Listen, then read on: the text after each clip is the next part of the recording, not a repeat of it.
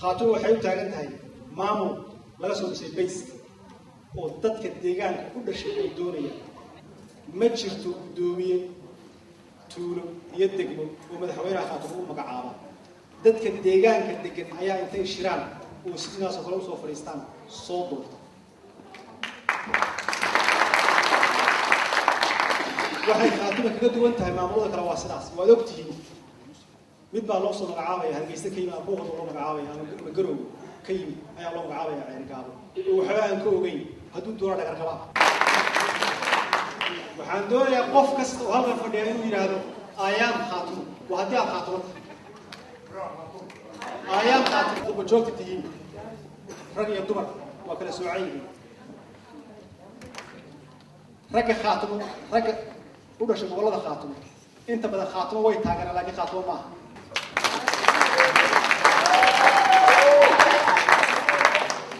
reer khaato waa khaato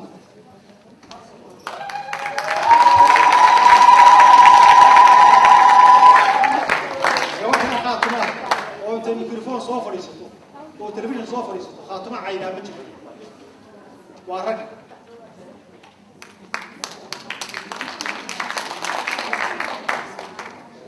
khaato waa dhaqaalay doonaysa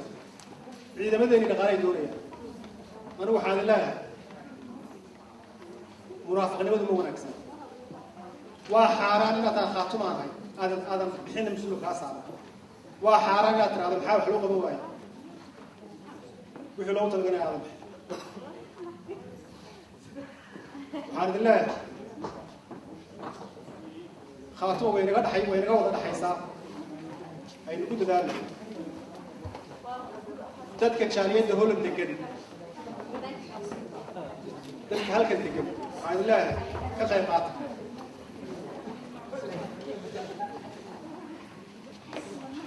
وحان دي كم هالعليا إن حفلة التماضين وحان كم هالعليا تشارلز قاعد نسيسين وحان كم هالعليا إن اللي جيستين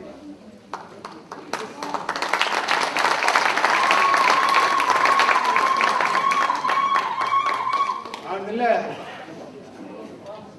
هدي خلق يماتوا سيدنا عاد يعاد يوفي ده اللي اسمه ولا اسمه وقت ما يسكت لكن هذا يسكت كثير سنة وأين الرات كشلا يجيبوا راعي وأين روح صالح لكن أين بريد تلفت البوليسين أين إسراع أين البوليسين ما ملك رأي الحجة والسلام عليكم ورحمة الله وبركاته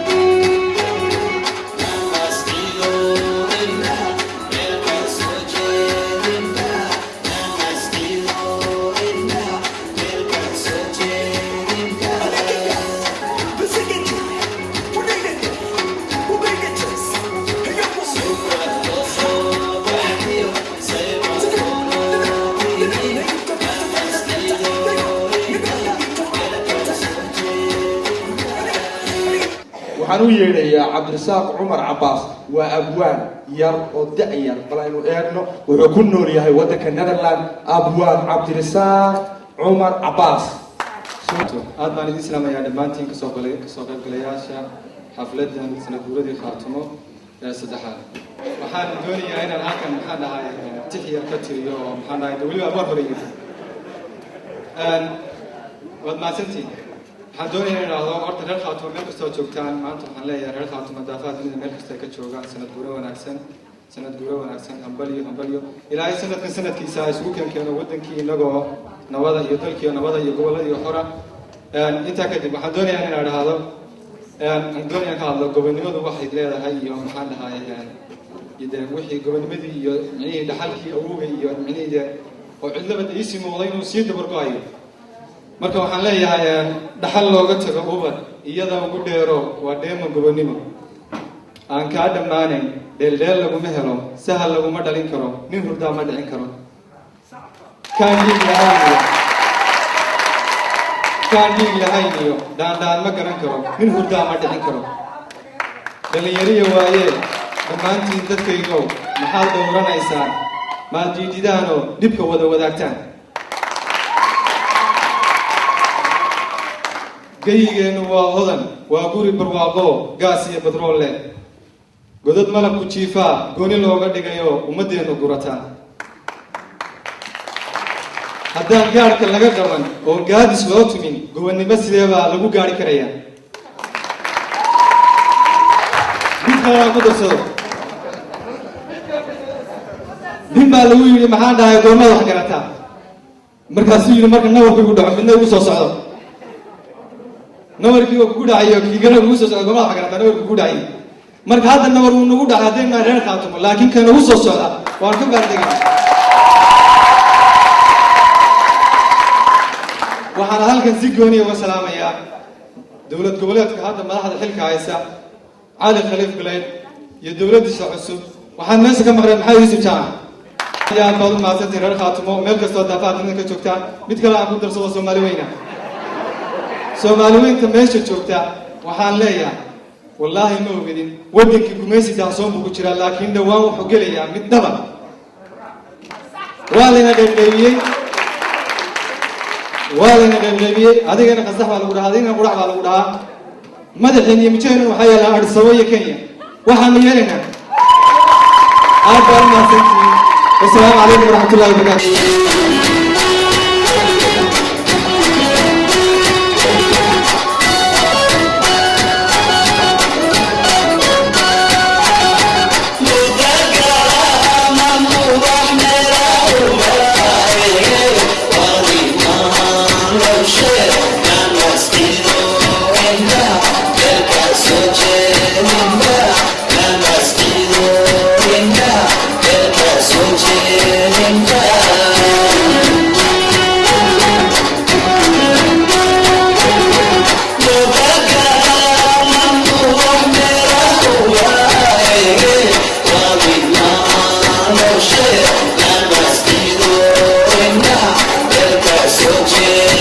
Yeah.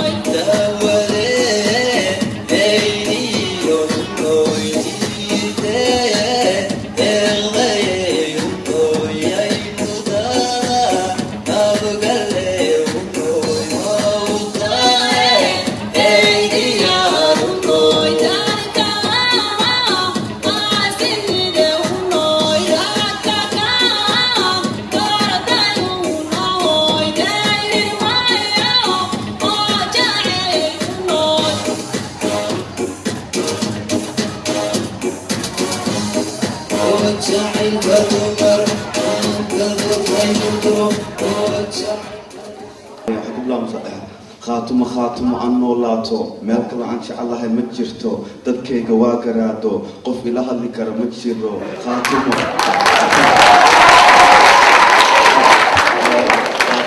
وقت دير بيت قادتي قبل كان الله هذا والو وهلي أدون كان أدان وجه الله هاي I never had something in my own, never felt home. Then I heard Khatuma is home, born 2012, and she's back where she belongs. Khatuma Khatuma anno lato, melkala anchi Allah hay manchirto. Khatuma, waqti dheer bay qaadatay, gobolkaanchi Allah, hadda waa lagu helay, adduunkana adaan ugu jecelahay.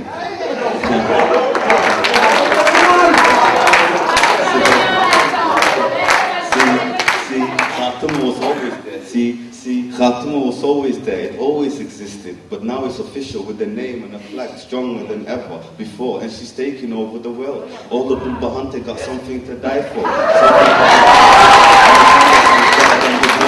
Own flag, peace and land, representing all the Bulbahante around the world. Khatuma Khatuma anno lato. Melkala anchi Allah hay mutchito. وقت دير بيت قادتي قبل كان شعلا الطوال وحلي أدونكنا أضعنا من شعلا هاي Me and many other boys in Europe could hear Khatuma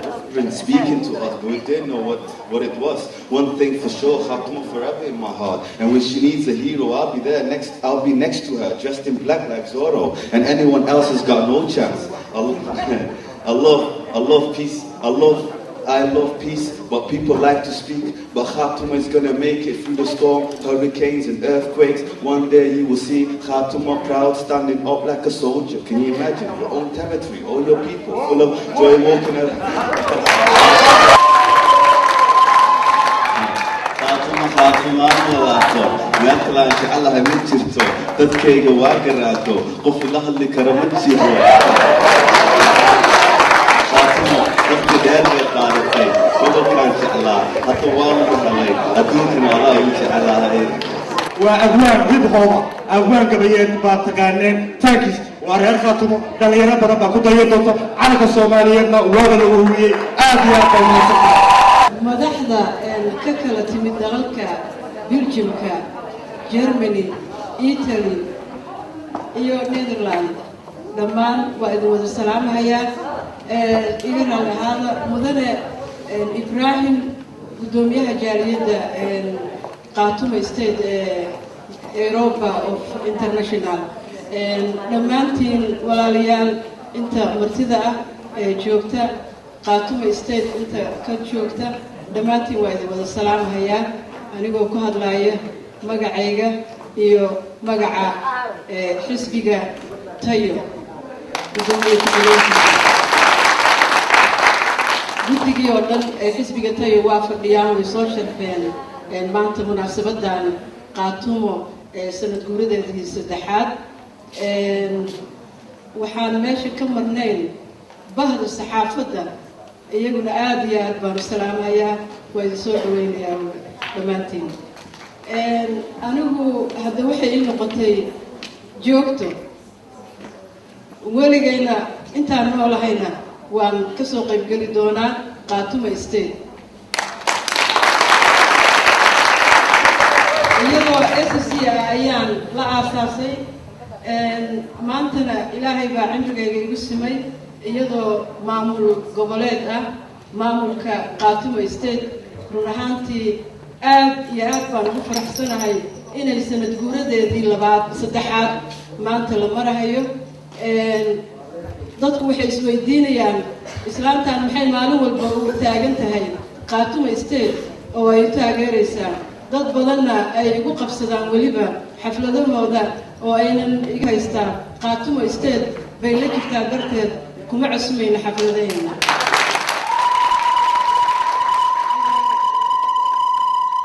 waxa aniga igana go'naan doonto Khartoum State intaan noolahay inaan taageero hiil iyo hoobana aan la garab istaago haddii naftu waari mayse maalinteeda ay ii timaadana waxaan kala dardaarmayaa intaan dhalay iyo inta ila dhalatay inay ka qaybgalaan waayo maxaa igu qasbaya inaan maalin walba garab taagnaado ama aan taageero codkaygana aan siiyo waxaa weeye calan buluugle iyo midnimada ummadda Soomaaliyeed ay u taagan yihiin intay taa ku taagan yihiin waan taageeraya intaan noolahay xusunkay xabaalka sarreeyo run ahaantii waxaan ka dareemayo khudbooyinkii walaalahay ay soo jeedinayeen inay ku jirtay kelmado ah haddee waxa weeye waxaan u soo halgannay ilaa dagaalkii daraawiishtii iyo halgankii dheeraa oo ummadda Soomaaliyeed u soo marnay run ahaantii waxaa weeye inay Khartoum ku koobnaato reer keliya annaguna reerar badan baanu ka dhalanay baa khudbooyinkii ku jiray weliba haddaanan hilmaamaynin khudbadii walaalkayga Itaaliya ka yimid maamulka waxaa weeye walaal keligii ma ahidin annagaa joogno oo Soomaali weyn ka mid ah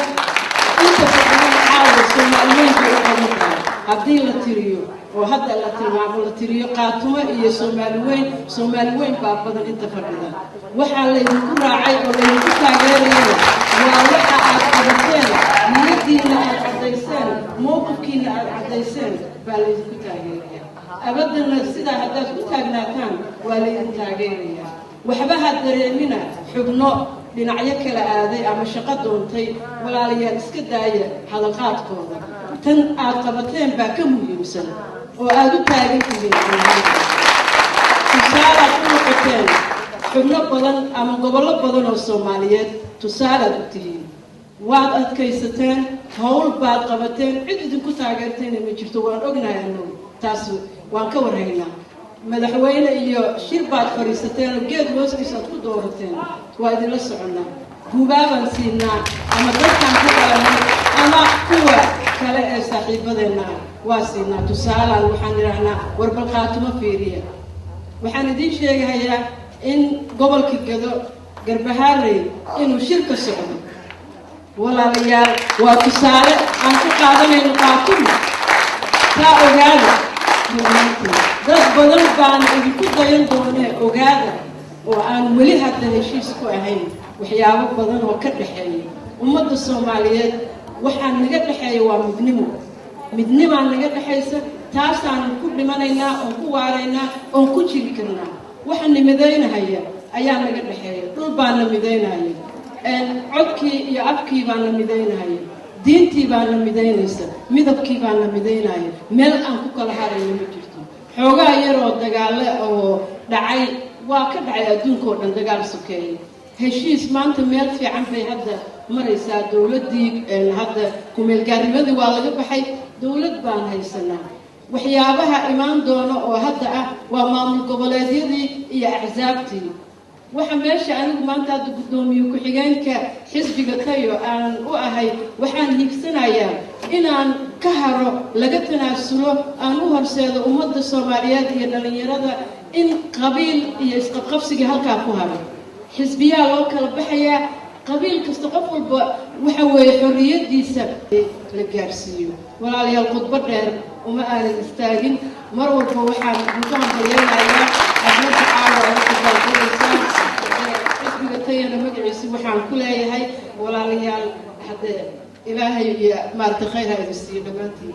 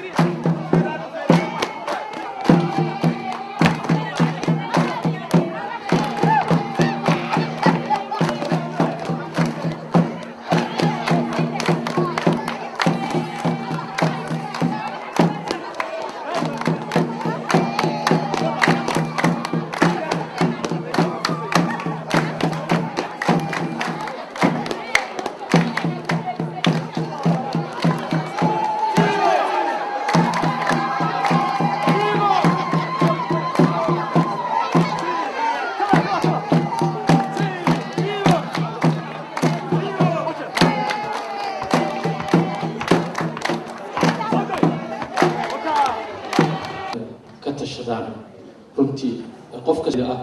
oo in ay iyagu geed hoosteed fariisteen raba inay danahooda ka tashtaan qof kasta oo Soomaaliya xalaala waa inuu ku taageero inta waliba waxa sii dheer inay jecel yihiin had iyo jeer inay raadiyaan Soomaali weyn oo ay ka shaqeeyaan calanka buluugga kor u qaadaan runtii arrintaas waxay taabanaysaa wadnaha qof kasta oo Soomaali ah oo Soomaalinimadiisu xalaal tahay intii halkan ka hadashay iyo inta dhageysanaysa meel kasta oo Soomaaliya joogaan oo Soomaalinimada jecel arrintaana waa idinku taageersan yahay meeshiina ka sii wada runtii mararka qaarkood looma baahna in afka laga sheego laakiin niyadda laftigeeda waayo qofka muslimka ah ilaahay niyadiisa uu ogyahay marka dad badan oo Soomaaliya oo xalaal ah arrintaas aad ku taagantiin way taageersan yihiin marka dadaalkaas kordhiya intaa kadib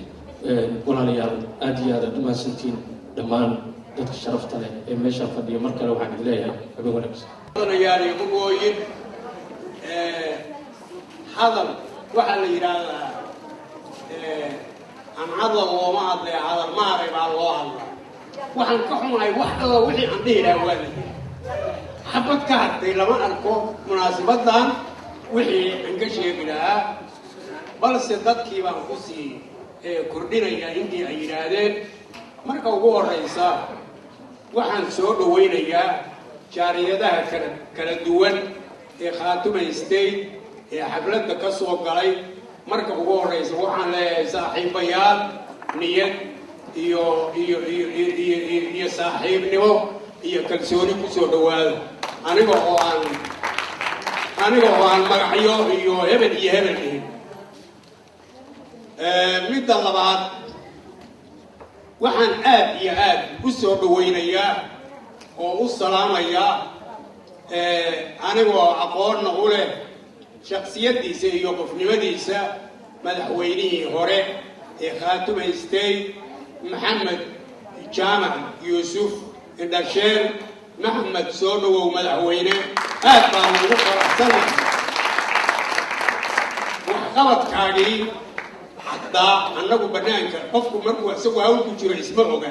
laakiin qofka banaanka ka jooga yaa qiimeeyo qofka waxqabadkii aad Khaatume ka qabatay madaxweyne aad iyo aad baan ugu bogaadinaynaa abaalna waa lagaaga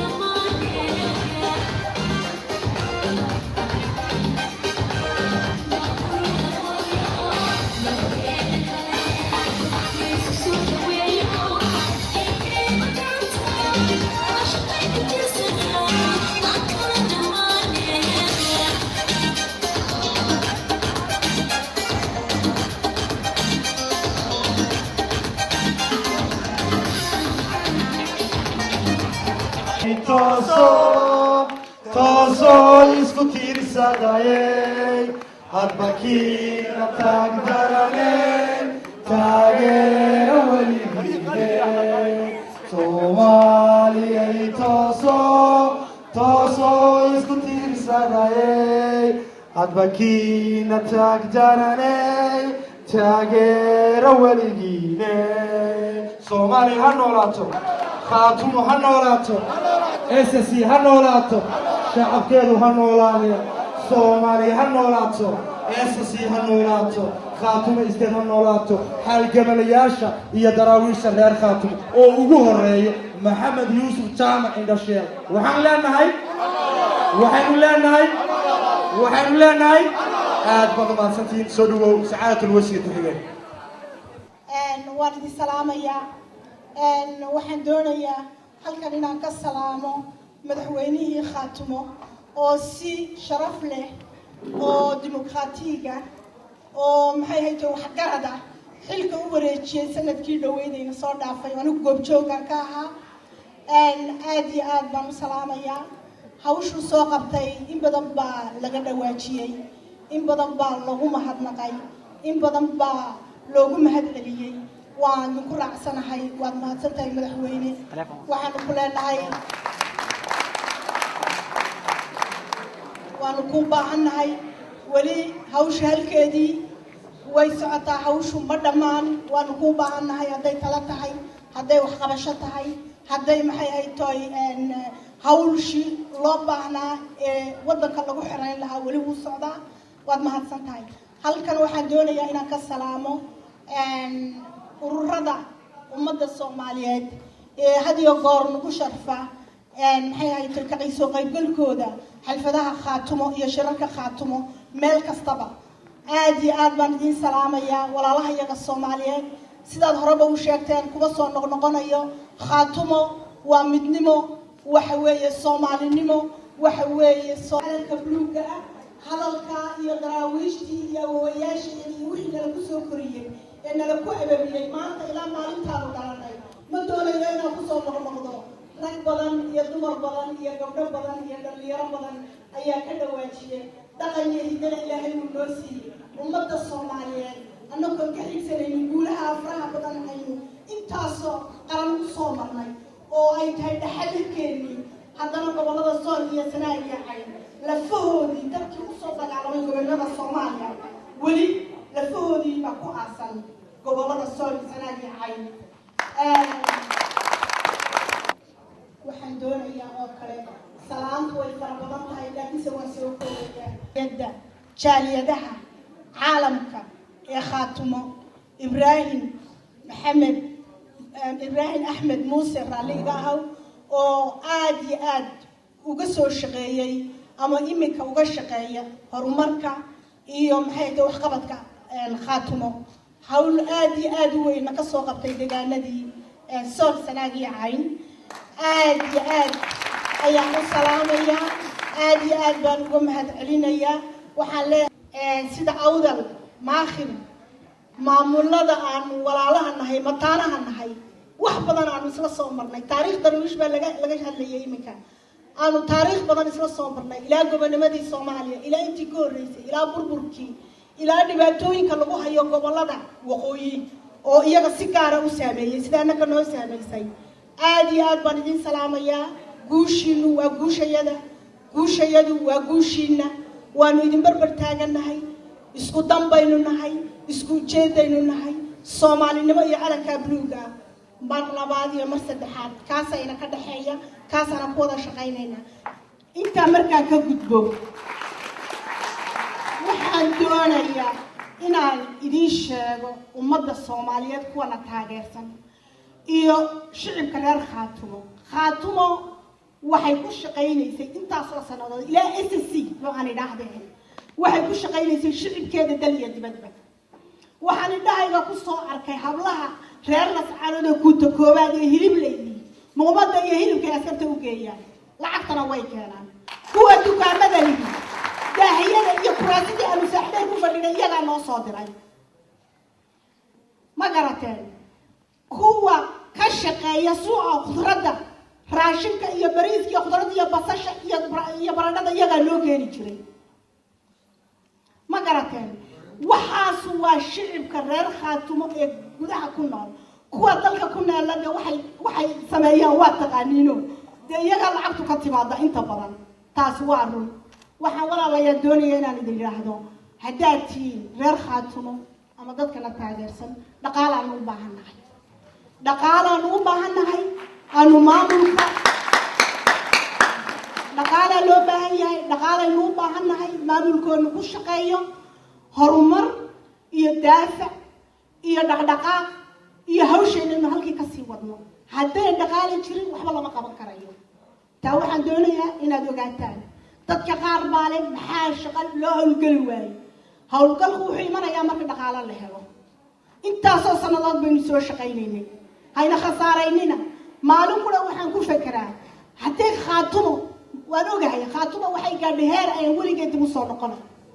laakiin si haddii Khaatumo hadii allaba ha timaadee Khaatumo la waayo imise qof oo reer Khaatumo ah ayaan isla naftu way ka baxaysaa anigu aan ugu horeeyo bal kelmadda ballaahi waan idinku dhaarshay waxaad ka fikirtaan bal Khaatumo hadday meesha ka baxdo caruurteena yaran laba jirka ee Khaatumo SSC ku dhawaaqi jirtay ya maxay ku noolaanayaan arintaa waa inaad ka fikirtaan waa in kharashka la bixiyo waa in maxay qof kastaba waajibkiisa ka soo baxo dawladda haddaan u soo noqdo annagu haddaanu nahay wasaaradda arrimaha dibadda hawl aad iyo aad u cusub aanu iminka gacanta ku haynaa hawl sahlan maaha Khaatumo dad badan baa ka soo horjeeda nasiib darro dawladdii federaalka ahaa ee dawladdeennii ahayd ee dawladdii Soomaaliyeed ahayd ee Xasan Sheikh maalintii la doortay intaasoo qof reer Lascaanood lagu dilay qaar la toogtay qaar la xidhay qaar la dhaawacay aynu u muujinaynay taageerada wuxuu damcay maanta inuu codkeena aaminsiiyo oo dad Soomaalinimada ka soo horjeeda oo googoynta iyo dhaawaca ummadda Soomaaliyeed iyo xuduudada Soomaaliyeed iyo dumar mid yar iyo mid weyn inagayna taageersan yihiin madaxweyne wuu yimaadaa wuu tegayaa laakiin dhulkuna ma tegayo shicibkuna wuu ogol yahay shicibkeenu waa shicibka Soomaaliyeed meel kasta ay joogaan wixii ummadda Soomaaliyeed ilmaha yada Soomaaliyeed ilaa Baydhaba ilaa Boorame ilaa Buuhoodle ilaa Boosaaso ilmaha yada Soomaaliyeed ee dhiban ee bilaa iskoolka ee bilaa caafimaadka hooyada maxay tahay umusha markay noqoto dhiig baxaysa ee aan caafimaadka haysan qofka weyn ee waayeelka ee maxay tahay gaboobay ee aan helin daryeel iyo caafimaad dagaalada kufsiga dhibaatada lagu hayo hablaha soomaaliyeed waxaasoo dhan waxaynu kaga bixi karnaa midnimo iyo soomaali jacayl innaga ilaahay ku hasuunaanaya waxa qura aan kaga baxayaa khaatumo anoo soo koobaya khaatumo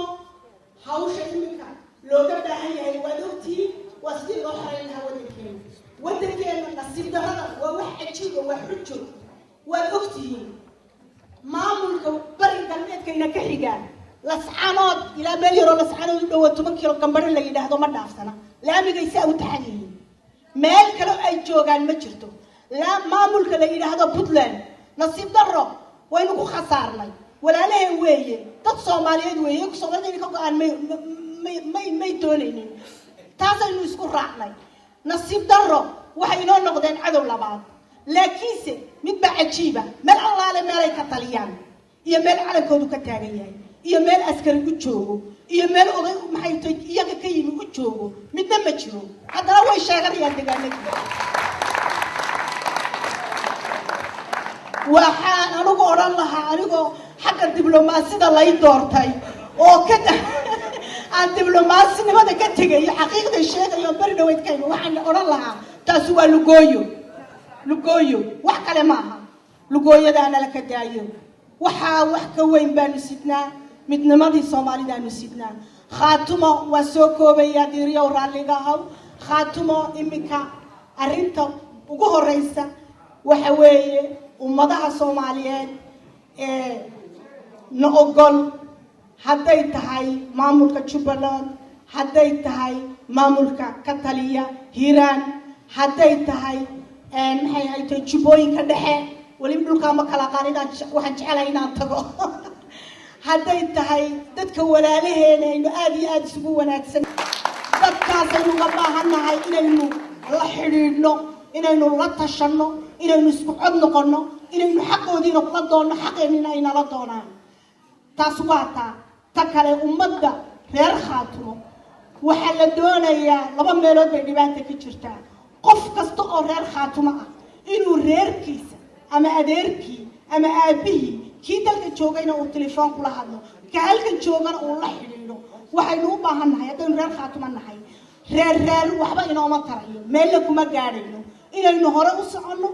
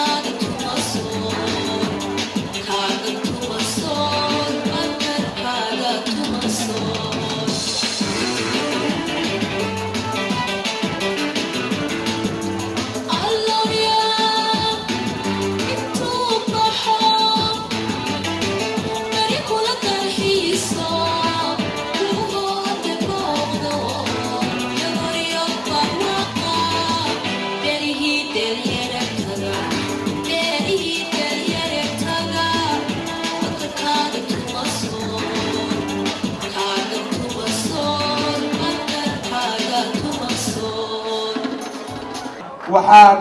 rabaa mar labaad iyo mar saddexaadba barnaamijkii qaybtii koowaad ayaa gabagabaynoo ah aad iyo aad baan ugu mahadnaqayaa ummadda soomaaliyeed ee barnaamijka ka soo qayb gashay yuusuf jaamac indhasheen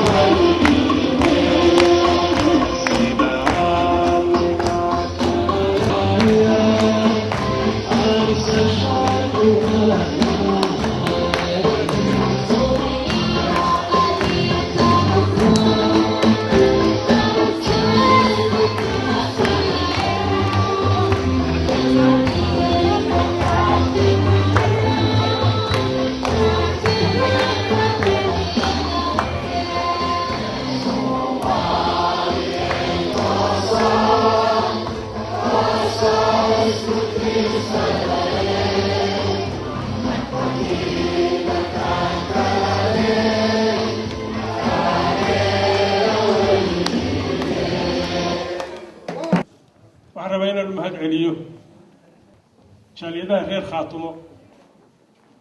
Holland iyo Belgiumka iyo kuwa kale ee taageeraya ka soo qayb galaba ay loo soo abaabulay munaasabada tan waxaan rabaa inaan bacda maxay mahadnaqa aan u mahad celiyo iyagana inta ka soo qayb gashay ee soo ajiibtay ee waqtigooda iyo maxay ahayd ii sheegay codkoodaba ku timi halka kana ku taageertay haddii bidkeeda khaatumo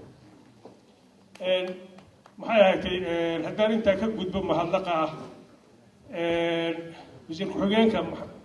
wasaaradda arrimaha dibadda iyo xidhiidhka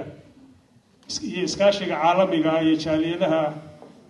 guddoomiyaha muxuu ahaa haddii alla kuu sabagolaya jaaliyadaha reer khaatume ee qurba joogta ah guddoomiyeyaasha gaargaarka ee wadamada asxaabta siyaasiga ah taya ay ka mid tahay ay ka mid yihiin haddii alla kuu sabagol yahay heel qaran ka mid yahay haddii alla kuu sabagol yahay guddoomiyaha haddii alla kuu sabagol yahay dalladda ururada Soomaaliyeed ee Holland ka tirsan xubnaha ka socda maxay ahayd dibkeeda leeyahay Awdal State xubnaha ka socda muxuu ahaa dowlad deegaanka Soomaaliyeed. Assalaamu calaykum warahmatullahi wabarakaatuh. waqtigii waa kooban oo haddii bikay hadalkaygu leeyahay in badan buu leeyahay waxaan leeyahay 10 daqiiqo ku soo hadlaqayaa haddii alla ku soo ogol yahay dadaalka iyo halganka iyo anigu ma arag bini aadam intaa geliye effort intaa la geliye mawduucu aaminsan yahay waxaan mararka qaarkood islaada qolo khawaariijta la oran jiray oo haddii bikay leeyahay diin jacayl baa ka saaray xadkiiba mararka qaarkood waxaa islaada Ibrahim Khatib jacayl baa armay xadka dhaafisa haddii bikay leeyahay حتى نقول يكون دي جريء هاي محوها دلالك هذا هيسوي مدة هذا الحكاية كجير كما كون والآن سيفت يقلب كلاسار وهدي بكذا ما يسكي يعلنه بهاشنا إنه حاجة بطورة إنه هدي بكذا إنه يركادين لهم هاي تبدي على كوسة ما يقولي هاي ولا كسيومية دي هو كلا سعودي وتحولها دولة فدرالكم إن ما كانوا هدي بكذا لأنه مالكم تشطي ويسوق تيمد أو كأنكي إن يدق عن تلذي ذا كم عمشوا هدي بكذا أي قاعدي waxaan ku khasbi karaa ma jirto sabab aan ku diidi karaa ma jirto specifically khaatimo afka ku dhuftay hadii alla ku sameeyo ogol yahay madaxweynaha maxay ahayd ii sheegay dowlad goboleedka khaatimana hadda waa balansiin waana isarkeen waa mowduuca waxa iska arkayaan waxa kale oo jira internet iyada aan xukaleedu ku daray maxay ahayd international community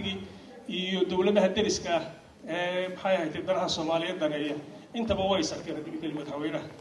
دفعتي سكن لو يري لو شيء خاطمه إنه يتهاي ستيت لكن وحولي حياة هاي تهدي الله كوسم ويقول يا هبرتي سوى نكسب الله أصلي وهدي حنكون راعي لا خاتمه لقى سوى يا حكي راعيها لقى سوى ما international community ولا سوى ما حسن شيخ الدول الفدرالك لا خاتمه يوطى الله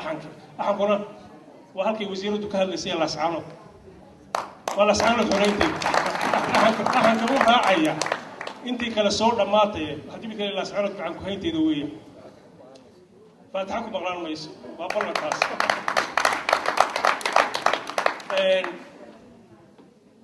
وحن ربا بمركه هرينا هذا كوبيلوه كوني يسقال بقول يكوبي الله باتك سقالي تبانكي جانوري يلا باتك جانوري يكوي لا تك جانوري ومركه الديارات كنت قايين هدي بكرة ليه تلاح ay duqeeyeen markii ugu horeysay qaaradda Afrika hadii bikii gumaysigu u soo adeegsado inuu awood dhulka markuu kaga qoostay qumbulo duriyihii Hiroshima uu ku riday Mareykanka ilaa qumbulo duriye marka ahaydee in hadii bikii talax lagu rido waxaan rabaa mujaahidiinta bariga ku dhimatay halkaa oo sidii wasiirku sheegay lafahoodii wali ay yaaleen qaarkood barnaamij ama iminka la isku ururiyaba iyo kuwii intii ka dambeysay halka Soomaaliyeed meeshii doonayaan Soomaali joogtaba hadigtay ma inta khaatimo kaliya iyo cidii kale halka Soomaaliyeed u dhimatay mujaahidiinta bal inaynu Ilaahay u barino in Ilaahay iyagana u naxariisto dambigoodana dhaafo innagana waxa ay ku dirirayeen xaq ah inuu innagana laftigeena intaan kalanayna waafajiyo bulshada Soomaaliyeed midna hadii bikada leeyahay khaatimo iyo muxuu ahaa iyo bulshada Soomaaliyeed xilka midna waa Soomaaliya iyo diasporada aan ku noqday Soomaaliya iyo diasporada dib baan u yar dhiganayaa wax badan ka hadli maayo madaxda maxay ahayd diasporada Holland joogta haday asxaab siyaasiya tahay iyo haday tahay ururada iyo daladooda guudba waanu saragnayo hadii bikada leeyahay kulli munaasabad kale inuu isugu iman doono inuu si badan mowduuca u faalayn doono wax fara badan boo aan qaadanayn 10 daqiiqo leysiyay baan rabaa inaan mowduuca aynu si wanaagsan u dhex galno diasporada iyo Soomaaliya oo aan qabo wax Soomaaliya kharbinaytay diasporada munaqashadeeda waynu gali doonaa haddii alla ku sameeyo ogolay waxaan si rabaa inaan caawa ku ekaysiiyo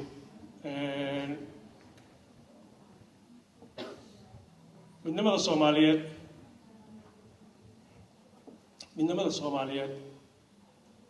iyo jiritaanka qarinimadeeda wax badan baynu u soo maray hawl dheer baynu u soo maray hadii alla ku sameeyo hadaynu Soomaaliyeed nahay halkeedina kaga harmaynayo kii yar xagal dhacayo waxa leeyahay dikali war way soo dhowdahay yani guushu way soo dhowdahay kii maxay ahayd fikir ama mid deegaan ku dhisan ama mid reereed ku dhisan ama mid kale hadii bidkeed leeyahay oo waxa jira dadka indifferent ka ku badan dadka aan danaynayna jecelina iyagu wax iska hagaagaan hadii bidkeed leeyahay maxay ahayd ilaa waxay samada kaga soo digi maayeen dadku way waxa wax bedela way soo dhowday Soomaalinimadii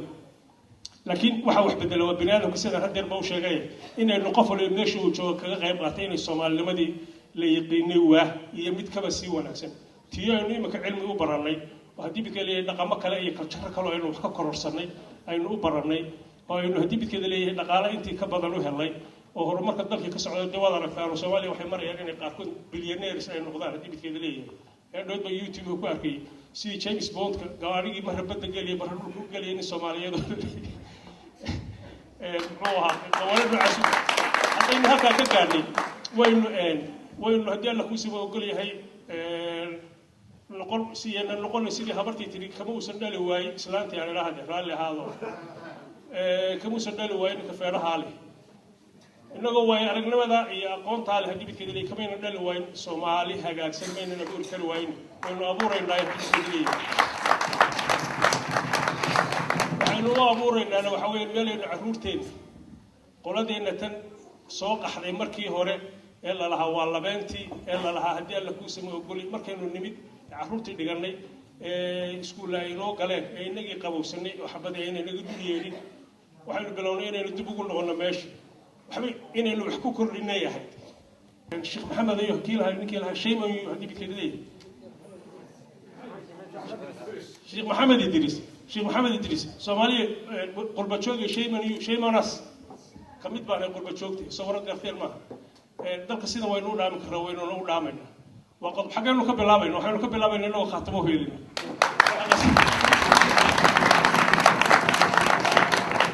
القاسين كبلابين محوها لما أريد لها هذه بكذا اللي مدوقي خاتمه ويسكمله إنه دل عسكو بيرو وهو وحبذا بالشيء لكن مربى مسجل له مربى على شيء إنه كسب بحكر وإنه كسجلنا هذه بكذا اللي هي وربى يلا ولا الله إسبربر يالله هذه بكذا اللي هي waxay ahayd isgarabsadayn waharina sida ay ku qurux badan tahay baashii dib ugu noqon maynee hadii bidkeedii halkaas ay ku duceynay idin halka lagu duceeyay qoladan hargeysa hadii alla ku samo ogol yahay ayaamaha kan waxaan arkay olole iyo Brussels oo lagu shirayay iyo hadii bidkeedii leeyahay inta maxay ahayd hooyada ciyaal iskuul iyo loo yeeray iyo deegaanka gaalku Faransiga weyno Faransi halka markay qof fadhiyo waxay oranayaan waxaana laga dhigay inay European Parliament iyo waxa yihiin dibkeeda leeyahay xisbi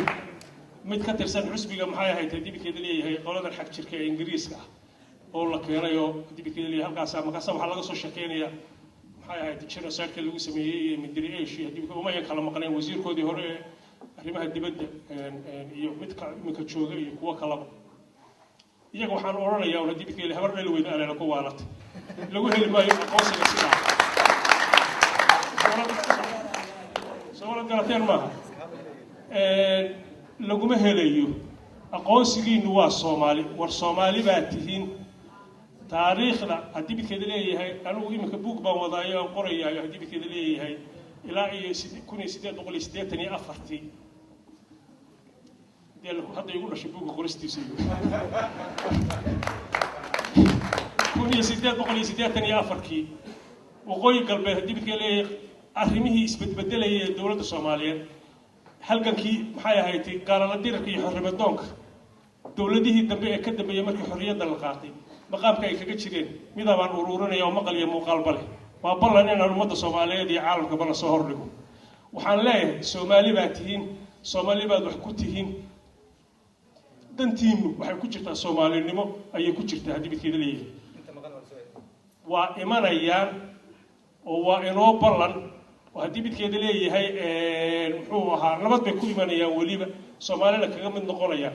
دي قلنا اللي يرى أبو رنتيو تشيل دمبوه يجوا سوماليا بقران سوماليا مركز السوق هذا حلوه خياي نقطين صورة قرتمها لو يجوا سومالي لأن دكوا أبابي ورد يجوا بين دين شيء كوا وين أو في رصده كمعارض كأنها هدي بتكيد ليه هي سنة محايا هايتي شركتك الصومالي الآن بمحايا تكو حارق أبوك قراعية كالدولة دي هنا مركز حسبك التليانة وحوك قراعية سبرا ميت صدوق الله صومالي وهي تدخل صومالي ما ندري gacmo furan calool fayow dadku dhibaatadu way dhacdaa keligiin idinkuma dhicin reer Soomaaliyeed oo jira oo ayan ku dhicin dhibtii ma jirto haddii midkeeda leeyahay 40 sanadood dawladda la ahaa marka haddii midkeeda leeyahay iyagana waxaan leeyahay muxuu haddii la ku sabagol yahay kaalay waxaan kaga baxayaa hadalkayga erga reer Khaatumo oo reer Khaatumo waxaan horta madaxweynaha iyo maxay ahayd xukuumadda intiisa kale iyo shacbiga reer Khaatumo baa maxay ahayd fariin u diraya maxay ahayd hambalyo ah waxaan leeyahay hawlka madaalooyinow weli waa hogadii halkii bay taagantay waxaan idin idhi wuxuu ku xidhan yahay haddii midkeeda leeyahay hawshii kubaddii waxay taallaa reer Khaatumo haddii midkeeda leeyahay innagay taallaa maxay ahayd koortkeena kii international community ee kii dowladda Soomaaliyeed ka soo gudubtay saad yeeshaan la isfari mayna yalata وبالله التوفيق والسلام عليكم ورحمة الله وبركاته